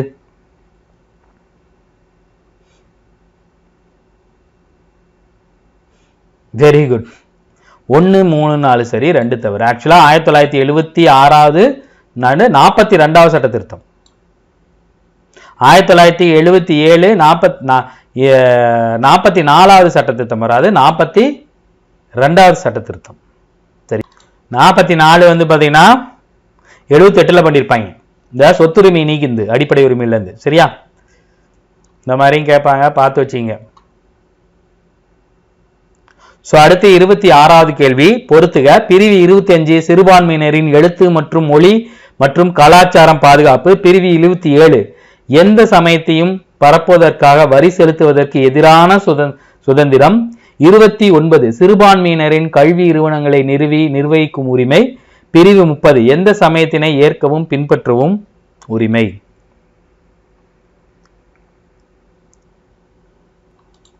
ஸோ ஒவ்வொன்றா பொறுத்துக்கு இந்த மாதிரி குழப்பம் வரும்போது முதல்ல ஒன்று எடுத்துக்கணும், 25 எடுத்துக்கணும். 25 என்னது? சமய சார்பு உரிமை. சரியா? அப்படி இல்லை அப்படின்னா உங்களுக்கு ஈஸியா இருக்கிறத முதல்ல எடுத்துங்க. 29 30. சரியா? சிறுபான்மையினரின் கல்வி நிறுவனங்களை நிர்வகிக்கும் உரிமை. இது என்னது? 29. ஸோ 3 கரெக்டா இருக்கு. 3க்கு இங்க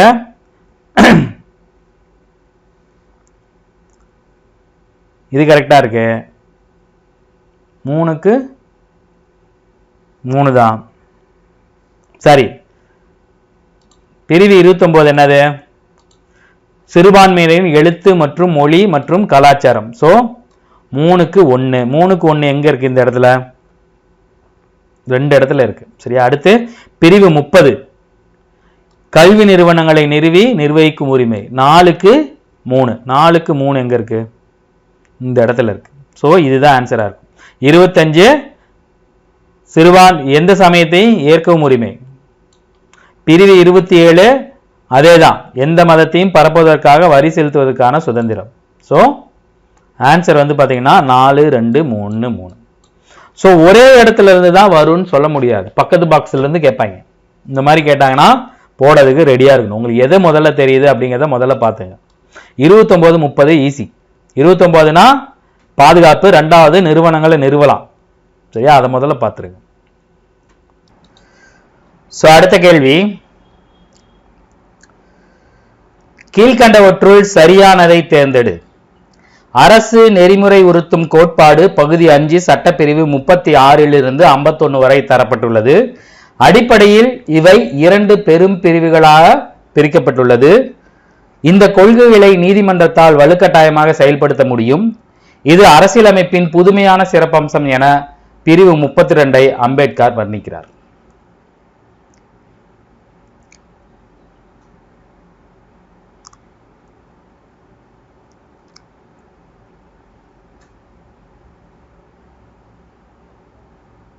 very good, very good, correct. So இதுக்கு என்ன ஆன்சரு? போட்டது கரெக்ட் தான், அனைத்தும் தவறு. சரியா? ஏன்னா அரசு நெறிமுறை உறுத்தும் கோட்பாடு பகுதி 4ல் இருக்கும். சரியா? அடிப்படையில் இதை என்ன பிரிச்சிருப்பாங்க? 3ஆ பிரிச்சிருப்பாங்க. சமதர்ம காந்திய தாராளமய காந்திய வாதம் அப்படின்னு 3ஆ பிரிச்சிருப்பாங்க. சோ அரசு நெறிமுறை உறுத்தும் கோட்பாடை வந்து பாத்தீங்கன்னா நீதிமன்றத்தால் வலுக்கட்டாயமாக செயல்படுத்த முடியாது. கவர்மெண்ட் சட்டம் ஏற்றும் போது இதை மைண்ட்ல வச்சுக்கலாம், கன்சர்னா வச்சிருக்கலாமே தவிர வலுக்கட்டாயமா திணிக்கூடாது. சரியா? அரசியலமைப்பின் புதுமையான சிறப்பம்சம் அப்படிங்கறத எதை சொல்றாரு? 32 சொல்லல. 32 என்ன சொல்லுவாரு?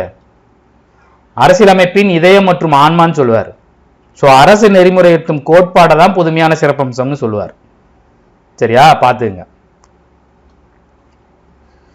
கீழ்கண்டவற்றுள் சரியானதை தேர்ந்தெடு. இந்திய அரசியலமைப்பு பிரிவு 352 ஆளுநரின் கீழ் அவசர நிலை அறிவிக்கப்படுகிறது. அவசர நிலையின் போது சட்டப்பிரிவு 19 கீழ் அளிக்கப்பட்ட சுதந்திரம் தாமாகவே நிறுத்தப்படுகிறது. எந்த சூழ்நிலையிலும் குடியரசுத் தலைவரால் இந்திய அரசியலமைப்பு 21 22 கீழ் வழங்கப்பட்ட உரிமைகளை தடை செய்ய முடியாது. இதுவரை ஒருமுறை நிதி சார்ந்த அவசர நிலை இந்தியாவில் அறிவிக்கப்பட்டிருக்கிறது. எது சரி எது தவறு? 1 சரி 2 3 4 தவறு, 2 சரி 1 3 4 தவறு, 3 சரி 1 2 4 தவறு, 4 சரி 1 2 3 தவறு. ஆப்ஷன்ல இருந்து என்ன தெரியுது? 1 1 மட்டும் சரி. இதுல எது சரின்னு மட்டும் கண்டுபிடிங்க.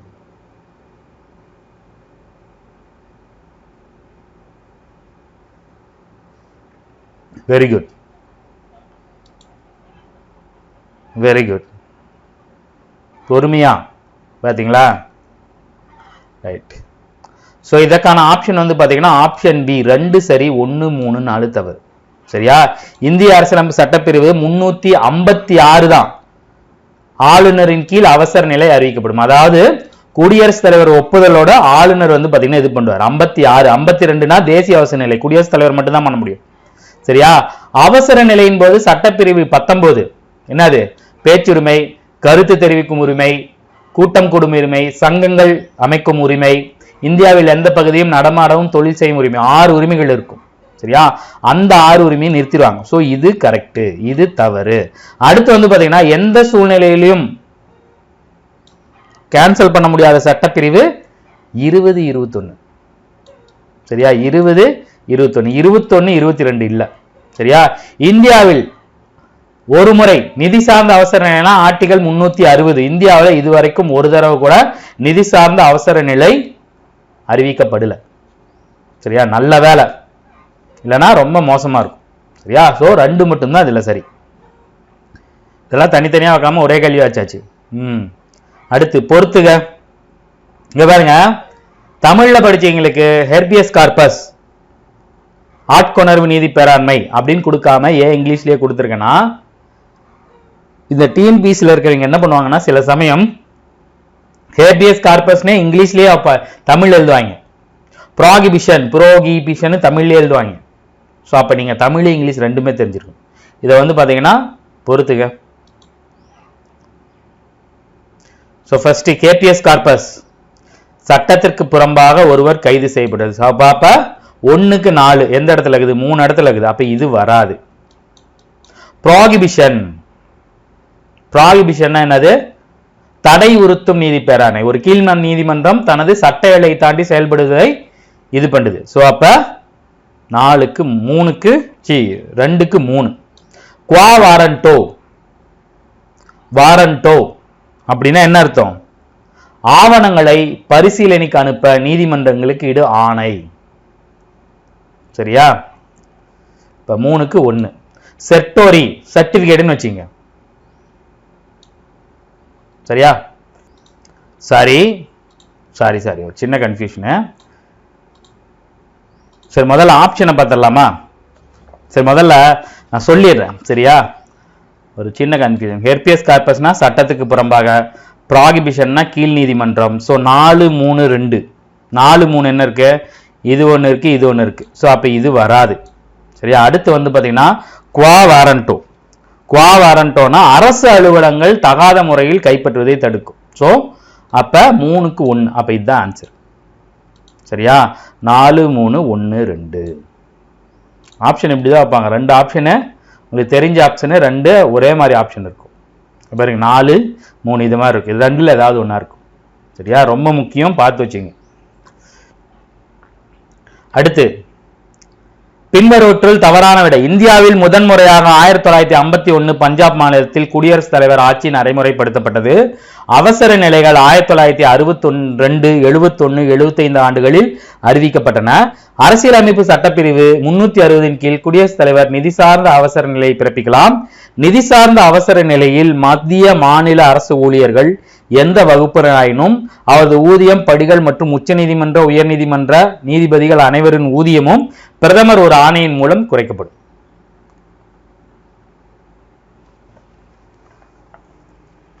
யாரா 2 போட்டது? யார் 2 போட்டது? தவறு.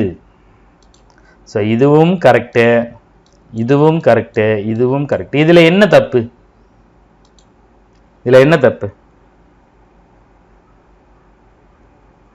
மாநில சார்ந்த நிலை இல்லை. நிதி சார்ந்த அவசர நிலையில கவர்மெண்ட் எம்ப்ளாயிஸோட சம்பளத்தை குறைச்சிருவாங்க, இல்ல நிறுத்திடுவாங்க. சரியா? அது யார் ஆணை போடுவாங்கன்னா குடியரசுத் தலைவர் தான் ஆணை போடுவார். பிரதமர் ஒரு ஆணை போட மாட்டார். நிதி சார்ந்த அவசர நிலைனாவே யார் போட்டாகணும்? அவசர நிலைனாவே குடியரசுத் தலைவர் தான். சரியா? பாத்துங்க.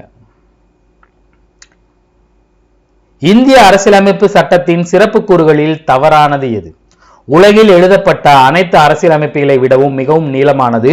இதன் பெரும்பாலான கருத்துக்கள் பல்வேறு நாடுகளின் அரசியலமைப்புகளிலிருந்து பெறப்பட்டவை. இது நெகிழாத்தன்மை கொண்டதும் நெகிழும் தன்மை கொண்டதாகவும் இருக்கும். ஒற்றை முறை அரசாங்கத்தை ஏற்படுத்துகிறது.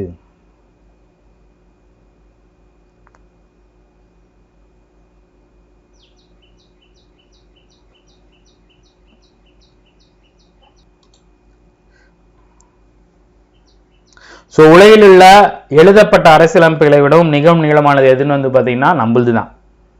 சரியா? எழுதப்பட்ட அரசியலமைப்பு அப்படிங்கிறது 1935 அடிப்படையிலும் அமெரிக்காவோட அரசியலமைப்பின் அடிப்படையிலிருந்து நம்ம எடுத்துக்கிட்டோம். சரியா?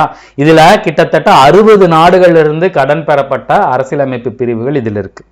சரியா? இது சில சமயம் நெகிழாத்தன்மை கொண்டதாகவும் சில தன்மை நெகிழும் தன்மை கொண்டதாகவும் இருக்கு. அப்படின்னா என்ன அர்த்தம்னா, சில சட்டப்பிரிவுகளை வந்து பாத்தீங்கன்னா உங்களால திருத்தம் செய்ய முடியாது. சில சட்டப்பிரிவுகள் திருத்தம் செய்யறதுக்கு ஒரு நெகிழும் தன்மை அப்படின்னா என்ன அப்படின்னா, இப்ப சில சட்டப்பிரிவு வந்து பாத்தீங்கன்னா நாடாளுமன்றமே ஒரு சாதாரண அறுதி பெரும்பான்மையில திருத்தம் பண்ண முடியும். சிலரை திருத்தம் பண்றதுக்கு வந்து பாத்தீங்கன்னா மாநிலங்களோட இது வேணும், 50% மாநிலங்களோட அப்ரூவல் வேணும், அப்புறம் வந்து நாடாளுமன்றத்தோட அப்ரூவல் வேணும். இந்த மாதிரியான நிறைய பிரச்சனை இருக்கு. அதான் நெகிழாத்தன்மை. சரியா? இதுல தவறானது வந்து பாத்தீங்கன்னா ஒற்றை முறை அரசாங்கம். இங்கேயே கொடுத்தாச்சு, மத்திய மாநில அரசுகள். ஸோ இரட்டை முறை அரசாங்கம். ஆக்சுவலா 3 அடுக்குல நம்ம ஆட்சி செய்யறோம். மத்திய அரசு, மாநில அரசு, உள்ளாட்சி அமைப்பு. ஸோ மத்தியில சென்ட்ரல்ல வந்து பாத்தீங்கன்னா ஒன்றிய அரசு இருக்கும், ஸ்டேட்ல ஸ்டேட் கவர்மெண்ட் இருக்கும். சரியா? ஸோ இரட்டை முறை அரசாங்கம் தான் ஏற்படுத்துகிறது. சரியா? அடுத்து தவறான விடையை தேர்ந்தெடு. உங்களுக்கு எது சரின்னு தெரிஞ்சாதான் தவறு எதுன்னு தெரியும். அதனாலதான் அதிகமான தவறான விடை சரியான விடையெல்லாம் வருது. சரியா? இனிமே வரப்போற எல்லா கொஸ்டினும் எல்லா டெஸ்ட்டும் இப்படிதான் இருக்கும். ரொம்ப டஃபா இருக்கும், உங்களை யோசிக்கிற மாதிரி இருக்கும். ஸோ இதை பாருங்க, இந்திய அரசியலமைப்பு வழங்கியுள்ள அடிப்படை உரிமைகள் நீதிமன்றத்தால் நிலைநாட்டப்பட்டவை ஆகும். ஒருவர் தமது அடிப்படை உரிமைகள் மீறப்பட்டுள்ளதாக கருதுவாரானால் நீதிமன்றத்தினை நாடி நிவாரணம் அடைய முடியும். நேரடியாகவே உச்ச நீதிமன்றத்தை நாடும் உரிமை உறுப்பு 216 உறுதிப்படுத்தப்பட்டுள்ளது. எது தவறு? 1 தவறு, 2 தவறு, 3 தவறு, அனைத்தும் தவறு. இதெல்லாம் யோசிக்காதீங்க. 3 தவறு. அடிப்படை உரிமைக்கான நீதி பேராண்மை வந்து பாத்தீங்கன்னா உச்ச நீதிமன்றத்துக்கு ஆர்டிகல் 32, உயர் நீதிமன்றத்துக்கு தான் 216. இங்க உச்ச நீதிமன்றம்னு கொடுத்துருக்கு, இதுவே உயர் நீதிமன்றம்னு கொடுத்ததா இது ரைட்டு. சரியா? சோ உச்ச நீதிமன்றத்தை நாடும் நீதி பேராணை அடிப்படை உரிமைகள் பத்தி போறதுக்கான உறுப்பு எதுனா 32. சரியா? மத்தது இது ரெண்டும் ரைட்டு தான். சோ அடுத்து 1929ஆம் ஆண்டு லாகூரில் கூடிய காங்கிரஸ் மாநாட்டில் பூர்ண சுயராஜ்யம், அதாவது முழு சுயராஜ்யத்தை அடைவது என்ற முழக்கம் வலுப்பெற்றது. அதனைத் தொடர்ந்து 1936 ஜனவரி 26 முழு சுதந்திர நாளாக கொண்டாடப்பட்டுள்ளது. சரியான விளக்கம் அல்ல, கூற்று தவறு, காரணம் சரி, காரணம் கூற்று இரண்டும் தவறு. Very good. இதெல்லாம் டக்குன்னு போட்டணும். நம்ம குடியரசு தினம் கொண்டாடுறதுக்கான காரணம் அந்த பூர்ண சுயராஜ்ய நாளை வந்து பாத்தீங்கன்னா என்ன பண்ணணும், நம்ம வந்து நினைச்சு பார்க்கணும் அப்படிங்கிறதுக்கோசம் தான் அதை கொண்டாடுறோம். 6th புக்ல கொடுத்துருப்பாங்க. பின்வருவற்றுள் சரியான விடை தேர்ந்தெடு. சரியான விடை, இந்திய அரசியலமைப்பு நிர்ணய சபையில் 292 மாகாண உறுப்பினர்கள், 93 சுதேச அரசுகள், நியமன உறுப்பினர்கள், பலுதிஸ்தானம், ஆக்சுவலா அது பலுதுன்னு கொடுத்திருக்கு, பலுஜிஸ்தான். சரியா? பலுஜிஸ்தான் சார்பில் 389 உறுப்பினர்கள், 11 அமர்வுகள், 146 நாட்கள் நடைபெற்றது. 2473 திருத்தங்கள் முன்வைக்கப்பட்டன. 1947 ஜனவரி 2ஆம் நாள் ஜவஹர்லால் நேருவின் குறிக்கோள் தீர்மானம் ஏற்றுக்கொள்ளப்பட்டது. சரியானது எடு.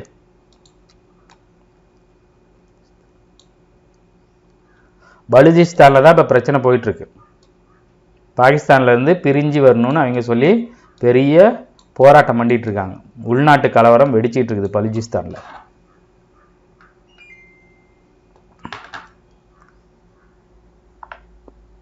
சரியா போடணும்.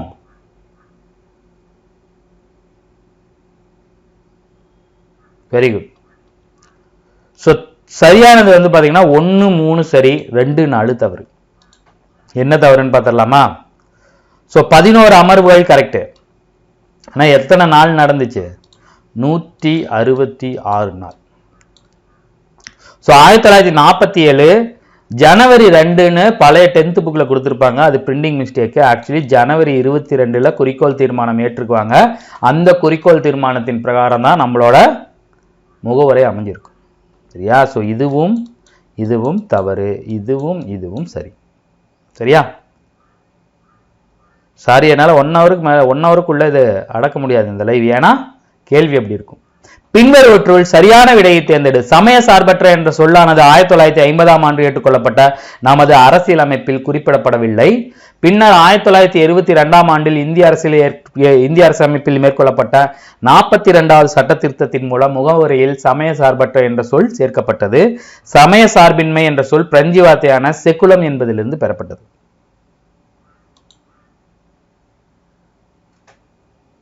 Very good. யாரெல்லாம் 3 சரின்னு போட்டீங்க? 3 சரின்னு போட்டீங்கல்லாம் தவறு.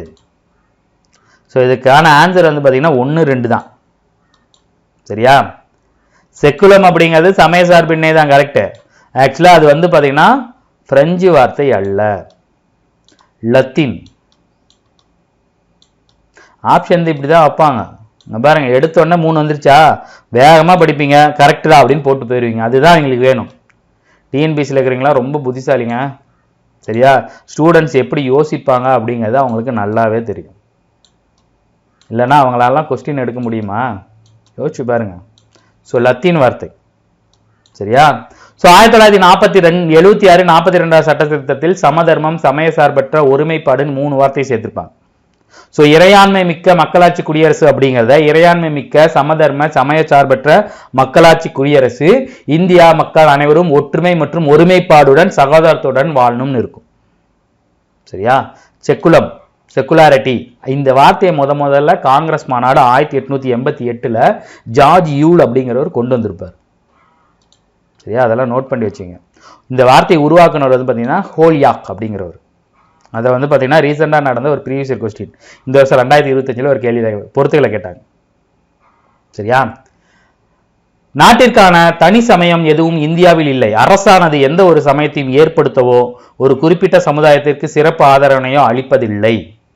இந்திய அரசியலமைப்பில் உறுதியளிக்கப்பட்ட சமய சுதந்திரம் நாட்டு குடிமக்கள் மட்டுமின்றி இந்தியாவில் வாழும் வெளிநாட்டவருக்கும் வழங்கப்படுகிறது என்று யாருடைய வழக்கில் மேன்மை மிக்க உச்சநீதிமன்றத்தால் சுட்டிக்காட்டப்பட்டது.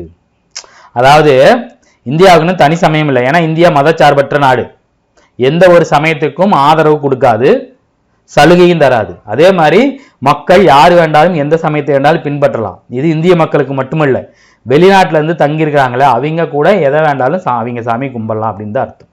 ஸோ இது எந்த வழக்குல சமய சார்பற்ற நாடுன்னு சொன்னிச்சு? பம்பாய் மாநிலம் ரத்தின்லால் பஞ்சந்த், மதராஸ் ஏகே கோபாலன், பம்பாய் மாநிலம் பெருபாரி வழக்கு, இந்திய அரசு மதன கோபால் வழக்கு.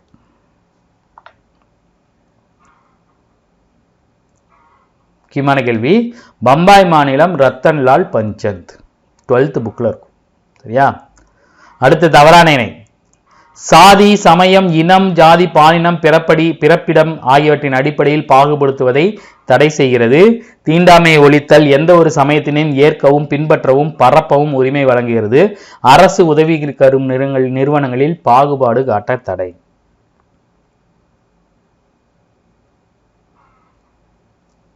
எது தவறான இணை?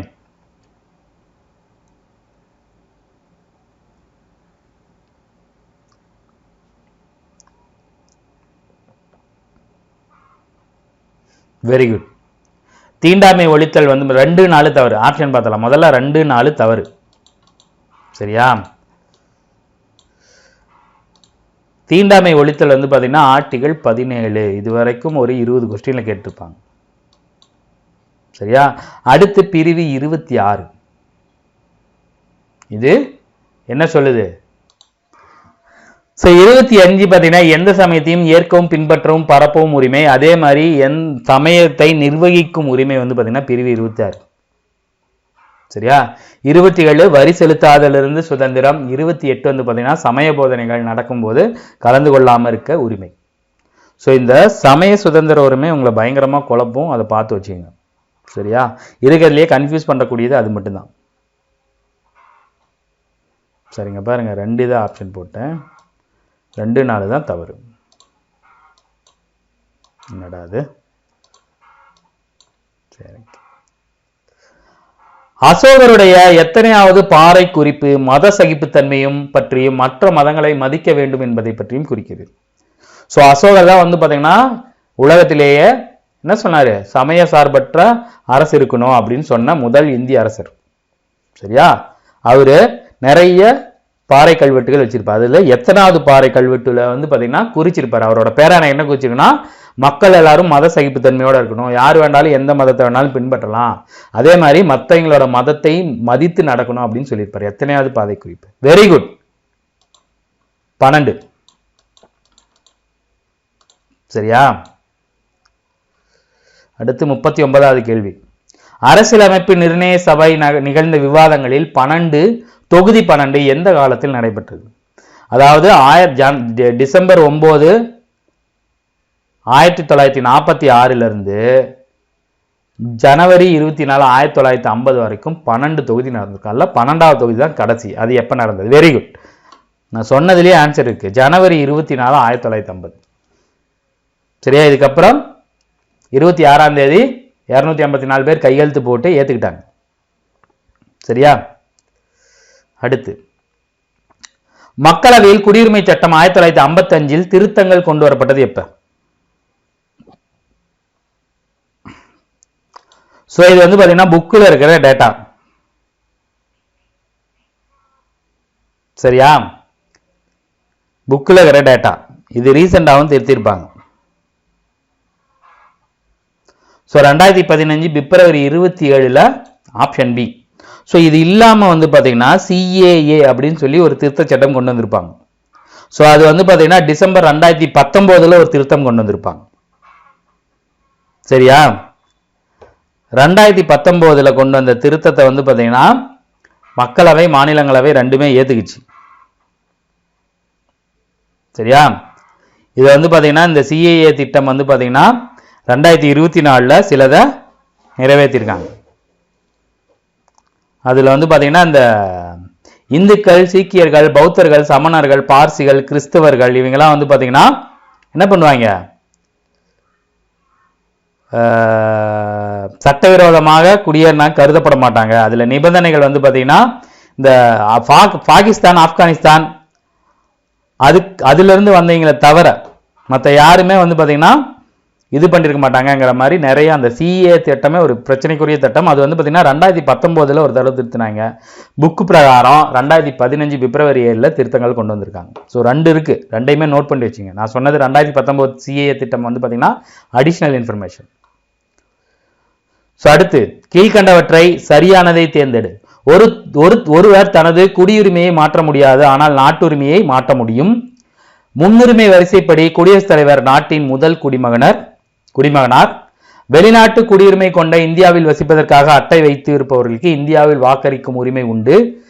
2015 ஜனவரி 9 முதல் PIO முறை இந்திய அரசால் திரும்ப பெறப்பட்டு OCI முறையுடன் இணைக்கப்பட்டுள்ளது.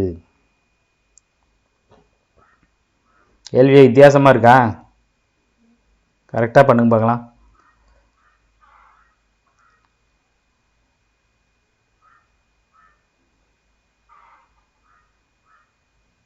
PIO அப்படின்னா பர்சன் ஆஃப் இந்தியன் ஆரிஜின், இந்திய வம்சாவளியினர் அப்படின்னு அர்த்தம்.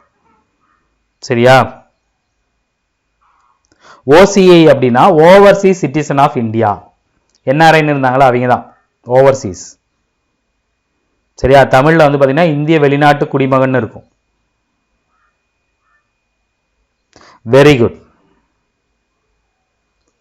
சோ 2 4 சரி, 1 3 தவறு. சரியா? ஒருவர் என்ன பண்ண முடியும்?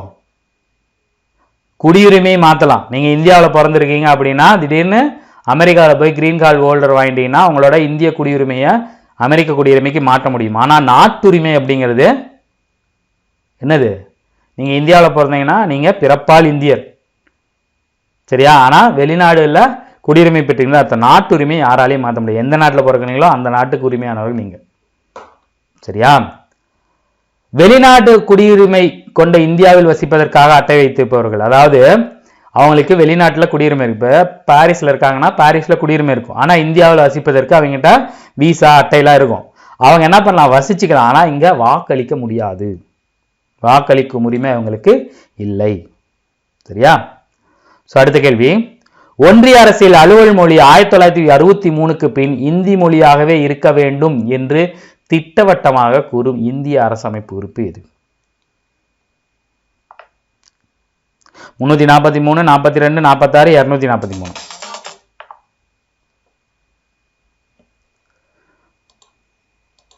343 1963 சொல்லியிருப்பாங்க. இங்க பாருங்க, அந்த மும்மொழி கல்விக் கொள்கையெல்லாம் வந்து பார்த்தீங்கன்னா இப்போ பிரச்சனையில் போயிட்டு இருக்கு. அதனால இந்த மாதிரியான கேள்விகள் வரலாம். இங்கே கேள்விகள் வந்து பார்த்தீங்கன்னா அப்பைத்து நாட்டு நடப்புக்கு ஏற்ற மாதிரி எடுப்பாங்க, பார்த்து வச்சுங்க. இயல்பு குடியுரிமை பெறுவதில் தவறானது. வெளிநாட்டு குடியுரிமை ஒருவர் துறக்கும் பட்சத்தில் அவருக்கு இயல்பு குடியுரிமை வழங்கப்படும். ஒருவர் இந்தியாவில் வசிக்கும் பட்சத்தில், முக்கிய பணி இந்திய பணியில் இருக்கும் பட்சத்தில், ஆண்டு முழுவதும் இந்தியாவில் தங்கியிருக்கும் பட்சத்தில் இந்திய குடியுரிமை பெறுகிறார். இந்திய அரசமைப்பு 7வது அட்டவணையில் குறிப்பிடப்பட்டுள்ள ஏதேனும் ஒரு மொழியில் போதிய அறிவினையும் பெற்ற ஒருவர் இயல்பு குடியுரிமை பெற தகுதியுடைய ஆவர். எந்த நாட்டிலும் குடிமகனாக இல்லாத ஒரு இந்தியர் அவர் வசிக்கும் நாட்டின் குடிமகனாதை தடுக்கும் பொருட்டு இயல்பு குடியுரிமை வழங்கப்படுகிறது. என்ன சொல்றாங்க? வெளிநாடு வாழ்ல ஒருத்தர் குடியுரிமை வச்சிருக்காங்க. ஸோ அங்க திறக்கிறீங்க அப்படின்னா இங்க நீங்க ரிஜிஸ்டர் பண்ணி வாங்கிக்கலாம். அதே மாதிரி இங்க ஒரு போஸ்டிங்ல இருக்க இந்திய தூதரா இருக்கிறீங்க, இங்க ஒரு வேலையில இருக்கிறீங்க அப்படின்னா, ஒரு வருஷம் பூரா இங்கே தங்கி இருக்கிறீங்கன்னா உங்களால அப்ளை பண்ணி இங்க குடியுரிமை வாங்க முடியும். சரியா? 7வது அட்டவணையில் இருக்கிற ஏதாவது ஒரு மொழி, 22 மொழி இருக்கா, அந்த மொழியில ஏதாவது ஒரு மொழிக்கு உங்களுக்கு படிக்க தெரியும், எழுத தெரியும்னா அதை வச்சு நீங்க அப்ளை பண்ண முடியும். 4வது, எங்கேயுமே குடிமகனா இல்லை, அவர் இந்தியாவில் தங்கியிருக்காரு. ஸோ அவர் வேற எங்கேயாவது குடியுரிமை வாங்குறதுக்கு தடுக்கும் பொருட்டு உங்களுக்கு இங்க குடியுரிமை கொடுக்க முடியும். தவறானது எது? Very good. எல்லாரும் ஒவ்வொரு ஆன்சர் போடுறீங்க. 2 ஒருத்தர் போடுறாரு, 4 ஒருத்தர் போடுறாரு, 1 ஒருத்தர் போடுறாரு, 3 ஒருத்தர் போடுறாரு. தவறானது எதுன்னு பார்த்தீங்கன்னா இதுதான். ஸோ இந்திய மொழிகள் எத்தனாவது அட்டவணையில் இருக்கும்? 8வது அட்டவணையில் இருக்கும். சாரி, என்னப்பா அது? 8வது அட்டவணையில் இருக்கும். 7வது அட்டவணையில் என்ன இருக்கும் அப்படின்னா, பொதுப்பட்டியல், மத்திய பட்டியல், மாநில பட்டியல், அந்த 3 உறவுகள் இருக்கு இல்லையா, நிதி சார்ந்த உறவுகள்லாம் இருக்கு இல்லையா, அதை பற்றி இருக்கக்கூடியது 7வது அட்டவணை. 8வது அட்டவணையில் தான் இது இருக்கும். சரியா? அந்த ஸ்பெஷல் பிடிஎஃப்லாம் சார் கொடுத்துருப்பா, அதை சும்மா பார்த்து வச்சுங்க. இந்த கேள்வி பார்த்தீங்கன்னா இந்த பாயிண்ட் புக்கில் இருக்காது, அதனால தெரிஞ்சிக்கிறது நல்லது. இந்திய நிர்ணய சபையில் பார்த்தீங்கன்னா 389 பேர் இடம்பெற்றிருப்பாங்க. அதில் 292 பேர் பார்த்தீங்கன்னா இந்த இதுலேருந்து எடுத்திருப்பாங்க. அடுத்து பார்த்தீங்கன்னா 93 பேர் சுதேச அரசியலேருந்து எடுத்திருப்பாங்க. பலுதிஸ்தான்லேருந்து ஒருத்தர் எடுத்திருப்பாங்க. ஆனால் மாகாண முதன்மை ஆணையர்கள்னு 3 பேர் எடுத்திருப்பாங்க இல்லையா, அவங்க எந்த மாகாணத்தை சார்ந்த முதன்மை ஆணையர்கள்? சென்னை, பம்பாய், கல்கத்தா, டெல்லி, சென்னை, கல்கத்தா, டெல்லி, அஜ்மீர், கூர்க், டெல்லி, ஹைதராபாத், பம்பாய். இது நிறைய பேர் கேள்விப்பட்டிருக்க மாட்டீங்க. சரியா? ஆனால் இது ஒரு ப்ரீவியஸ் இயர் கொஸ்டின், அதனால தான் இந்த கேள்வி இருக்கணுமே எடுத்துட்டு வந்தேன்.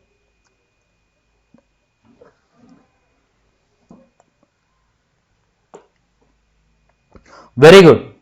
Option C Delhi, Ajmer, Coorg. தெரியலன்னா நோட் பண்ணி வச்சுங்க. 3 மாகாண முதன்மை ஆணையர் இருக்காங்களா, அவங்க 3 பேரும் பார்த்தீங்கன்னா டெல்லியை சேர்ந்தவர் ஒருத்தர் முதன்மை மாகாண ஆணையர், 2வது பார்த்தீங்கன்னா அஜ்மீரை சேர்ந்தவர், குர்க்கை சேர்ந்தவர். கூர்க் கர்நாடகா பக்கத்தில் இருக்கு. சரியா? இங்கெல்லாம் பார்த்தீங்கன்னா இங்கேருந்து தான் இங்கே எடுத்திருப்பாங்க. சரியா? புதுசாக இருக்கும், நோட் பண்ணி வச்சுங்க, முக்கியம். இந்த 292 மாகாணத்திலேருந்து எடுத்தீங்க. 93 சுதேச அரசுகள்லாம் நீங்கள் மனப்பாடம் பண்ண அவசியம் இல்லை. ஆனால் பலுதிஸ்தானில் ஒருத்தர், இந்த 3 மாகாண முதன்மை ஆணையர்கள் யாருங்கிறத மட்டும் பார்த்துக்கணும். சரியா? ஸோ அந்த பலுதிஸ்தான்லேருந்து ஒருத்தர் தேர்ந்தெடுத்திருப்பாங்க இல்லையா, சரியா? அவங்களோட பேர் எங்கேயுமே இருக்காது. அவரோட பேர் பார்த்தீங்கன்னா அகமத் கான் ஷா. என்னது? அகமத் கான் ஷா. நோட் பண்ணி வச்சிங்க. சரியா? இதையும் அதையும் நோட் பண்ணி வச்சிங்க. ஸோ அடுத்து 45, கீழ்கண்டவற்றுள் சரியானதை தேர்ந்தெடுங்க. அமெண்ட்மெண்ட் என்னும் சொல் மாற்றம், மேம்படுத்துதல் மற்றும் சிறுமாறுதல் என்பதை குறிக்கிறது. சிட்டிசன் என்னும் சொல் கிரேக்க சொல்லிலிருந்து பெறப்பட்டது. இதன் பொருள் நகர அரசில் வசிப்பவர் என்பதாகும். முகவரை என்னும் சொல் அரசியலமைப்பிற்கு அறிமுகம் அல்லது முன்னுரிமை என்று குறிக்கிறது. 1689 பிரெஞ்சு புரட்சியின் போது சுதந்திரம், சமத்துவம், சகோதரத்துவம் ஆகிய முக்கிய முழக்கங்கள் ஆயின.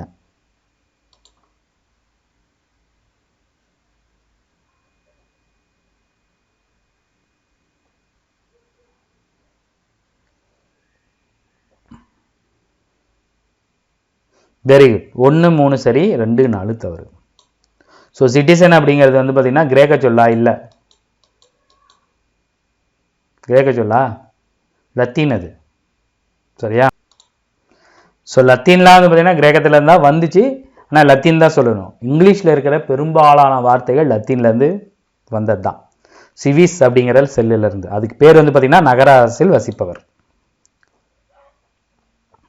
86வது திருத்த சட்டம் மேற்கொள்ளப்பட்ட ஆண்டு 86வது திருத்த சட்டம் மேற்கொள்ளப்பட்ட ஆண்டு.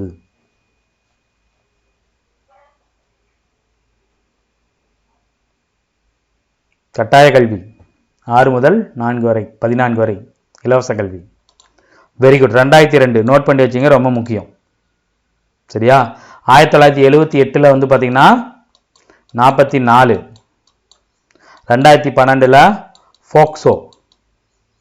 சரியா? 2000 வெங்கட செல்லையா குழு. ஏதாவது வருஷம் வந்துச்சுன்னா ஏதாவது இருக்கா அப்படின்னு பார்த்து வச்சுங்க. சரியா? மாநிலங்களுக்கிடையேயான குழுவை 1990 பரிந்துரைத்த குழு ராஜமன்னார் குழு, சர்க்காரியா குழு, வேங்கட செல்லையா குழு, வீரப்ப மொய்லி குழு.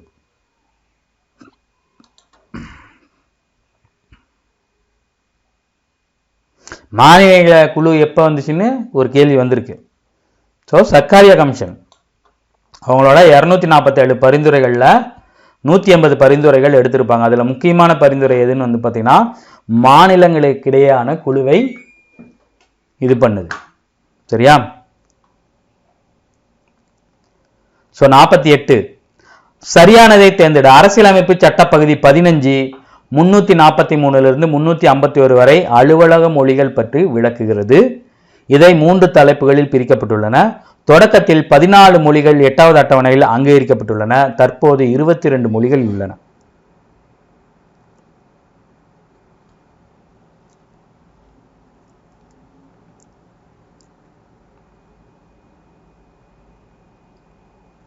Very good.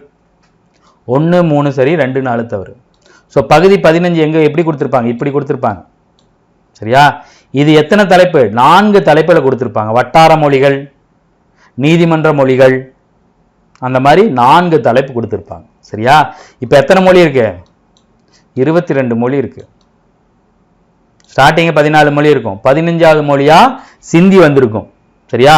அதுக்கப்புறம் 16 17 18 வந்து பார்த்தீங்கன்னா நேபாளி, மணிப்பூரி, அப்புறம் வந்து பார்த்தீங்கன்னா இன்னொரு மொழி வந்திருக்கும். சரியா? அதுக்கப்புறம் வந்து பார்த்தீங்கன்னா இந்த டோங்கிரி, மைத்திலி, அப்புறம் வந்து பார்த்தீங்கன்னா இன்னொரு 2 மொழி, அதெல்லாம் அடுத்தடுத்து சேர்த்திருப்பாங்க. அதெல்லாம் பார்த்து வச்சுங்க. 86வது அரசியலமைப்பு சட்ட திருத்தம் 2022 மாநில அரசுகள் எத்தனை வயது குழந்தைகளுக்கு முன்பருவ மழலையர் கல்வியை வழங்க வலியுறுத்தியது? மேலதான் சொன்னேன். கல்விக்கு எப்பயுமே கல்வி சம்பந்தமான ஏதாவது ஒரு சட்ட திருத்தம் கேட்கலாம். எத்தனை வயது வரை?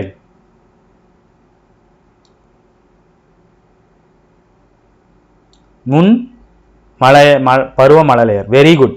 6 வயது வரை உள்ள குழந்தைகளுக்கு பால்வாடிலாம் சேர்த்துணும்னு சொல்றாங்க.